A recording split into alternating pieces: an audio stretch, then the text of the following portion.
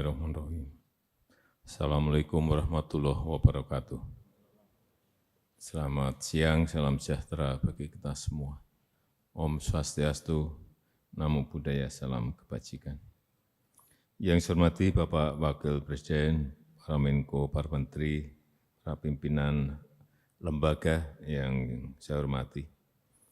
Di penghujung tahun 2022 memasuki tahun 2023 ada beberapa hal yang ingin saya sampaikan. Yang pertama, antisipasi bencana cuaca ekstrim dan yang berkaitan dengan keselamatan lalu lintas, agar kita semuanya memberikan perhatian, memaksimalkan informasi cuaca dari BMKG sebagai peringatan dini, dan juga mitigasi bencana di seluruh daerah yang memiliki potensi bencana harus diperhatikan.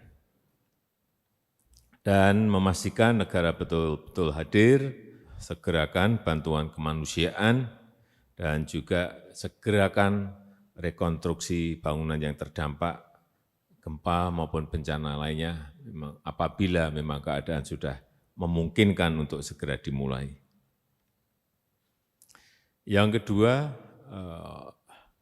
mengenai kondisi perekonomian tahun 2023. Sekali lagi kita harus tetap hati-hati dan waspada yang berkaitan dengan krisis keuangan, ekspor yang menurun, kemungkinan ekspor yang menurun, kemudian juga krisis pangan, hati-hati mengenai ini, karena nanti bisa larinya pada masalah sosial dan politik, sehingga utamanya yang berkaitan dengan beras, betul-betul hitungannya itu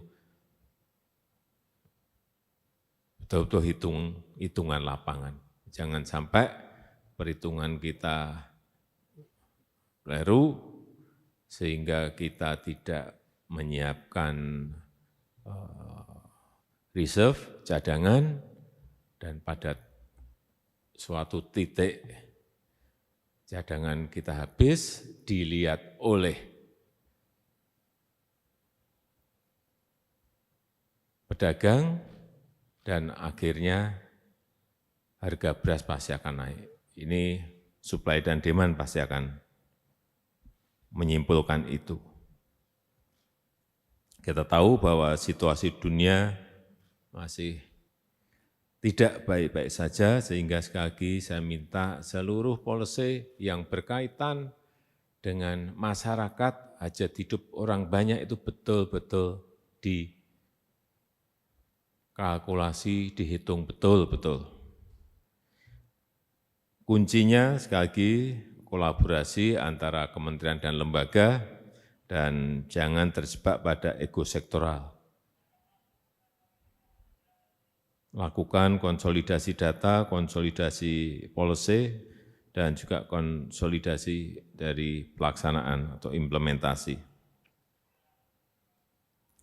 Yang ketiga, yang berkaitan dengan strategi besar di tengah situasi ekonomi dunia yang sedang bergejolak, saya ingin mengingatkan kembali yang berkaitan dengan konsumsi, peningkatan konsumsi, terutama yang berkaitan dengan belanja-belanja dari pemerintah, belanja APBN, belanja APBD, belanja BUMN,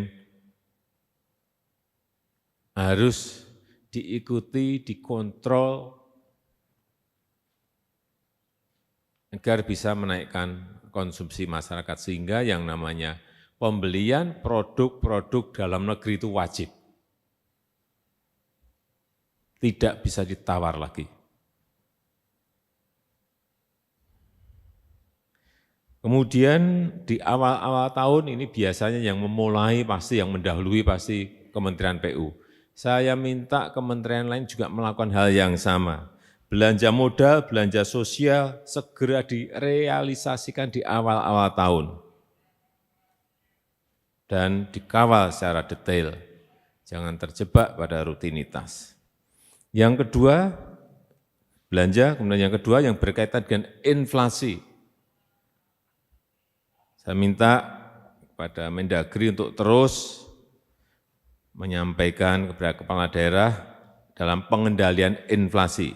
Ini sudah dilakukan, tapi ada beberapa daerah yang belum, tolong diberikan peringatan. Dan ini kelihatan sekali, inflasi dari 3 bulan yang lalu 5,9, lari turun ke 5,7, lari turun ke 5,4. Ini artinya melakukan, daerah sudah melakukan tetapi bisa masih diberikan peringatan lagi agar semua melakukan, dan saya lihat nanti akan turun dan turun lagi. Kemudian yang ketiga yang berkaitan dengan peningkatan investasi, karena kunci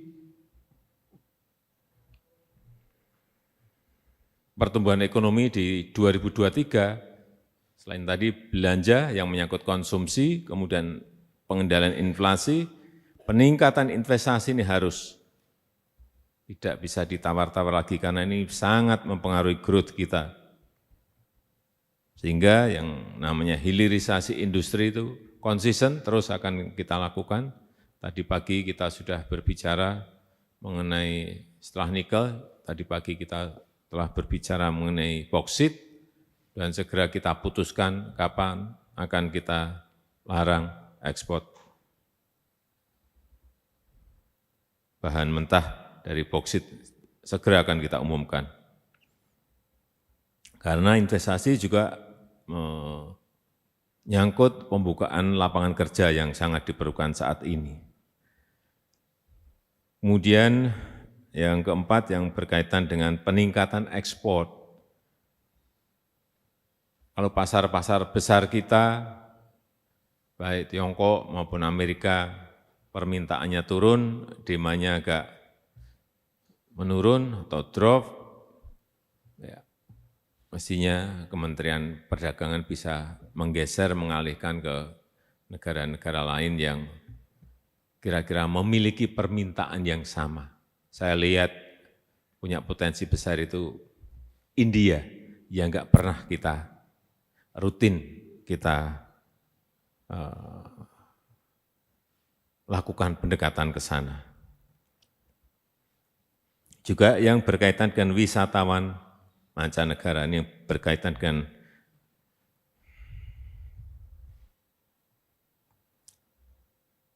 kunjungan wisatawan asing, ini penting sekali, utamanya untuk destinasi prioritas di Labuan Bajo, di Mandalika, di Borobudur yang harus terus kita dorong.